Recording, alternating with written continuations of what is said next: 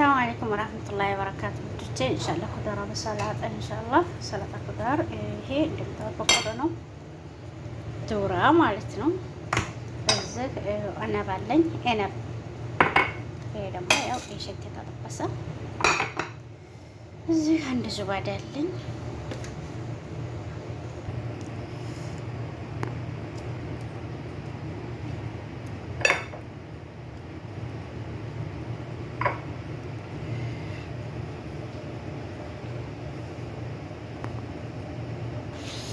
ማሻአላህ ተባረከላህ ይሄው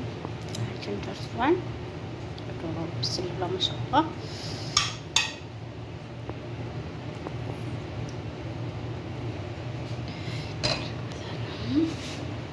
ሰብስክራይብ አድርጉኝ ውዶቼ